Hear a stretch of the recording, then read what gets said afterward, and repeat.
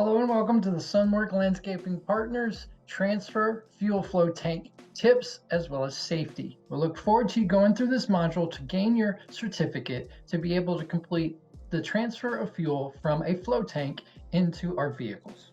First thing we will cover is the required personal protection equipment or PPE as you perform fuel transfers. These items include goggles, gloves, and boots. Next, we will review the steps and safety protocols involved in refueling. Next, we will review static electricity. How does static electricity work? Well, it is an imbalance between negative and positive charges and objects. What does that mean for you? You probably even experienced it yourself when you pull off a wool sweater and the hairs on your arms stood up. That is electrostatic energy. This could be bad when touching anything such as electronic parts or anything flammable. You want to disperse any built-up static electricity by touching a metal object away from the vehicle's fuel opening and nozzle before starting the fuel process. Next, turn off the engine. Slowly remove the gas cap and allow any vapor to escape.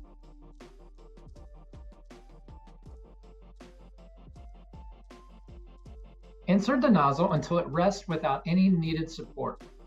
Squeeze the handle for full flow until the auto shut-off occurs.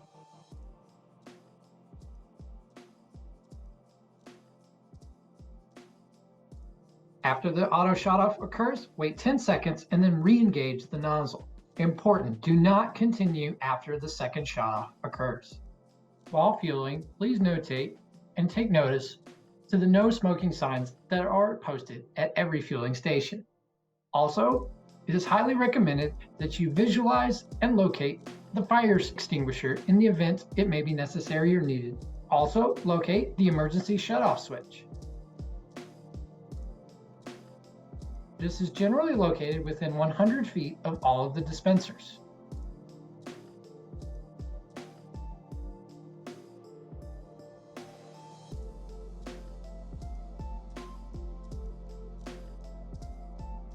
The location and appearance of this may vary somewhat from station to station. Also, most stations should have an emergency phone posted that is available to contact local authorities or 911. As mentioned previously, static electricity is something we need to take very seriously. Discharge static electricity before fueling by touching a metal surface away from the nozzle. When fueling is complete, please remove the nozzle and place it back in to the fueling station. Then close the tap until you hear a click. While removing the nozzle, please be very careful to ensure that there is no fuel drippage that occurs, as this fuel is extremely combustible.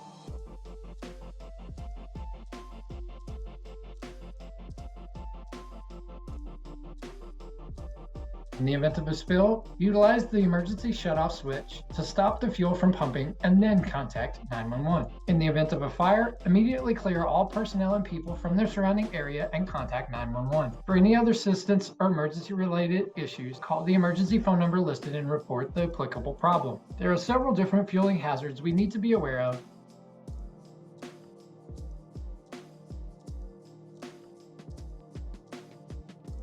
First, the dangers of gasoline.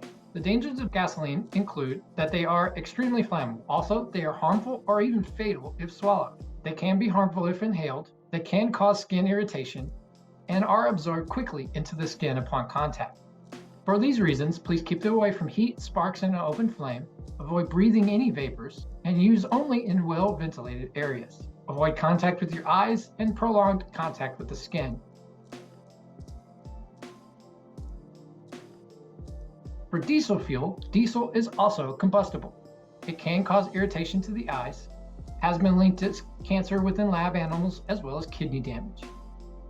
Avoid contact with your eyes, keep away from heat and open flames, only use in well-ventilated locations, and avoid prolonged contact with your skin. Keep your head away from the containers when opening or dispensing, and wash your hands thoroughly after handling. For both gasoline as well as diesel, there are several emergency first aid procedures that should be followed. If contact occurs in either gasoline or diesel, comes into contact with your eyes, flush it with water for 15 straight minutes. If contact occurs with the skin, wash with both soap and water thoroughly. If you ingest gasoline or diesel, do not induce vomiting. If you breathe in or inhale vapors from gasoline or diesel, move to an area with fresh air.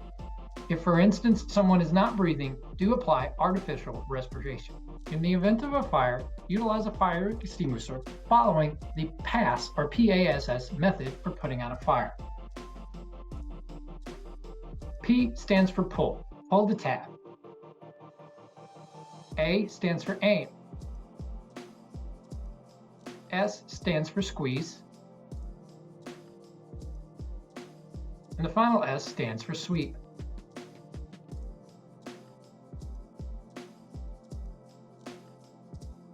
Swipe either left to right or back and forth.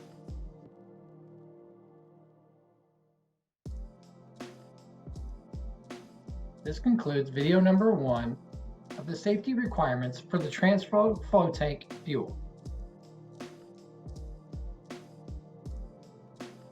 You will be required to complete a short quiz before you can move forward into the next module.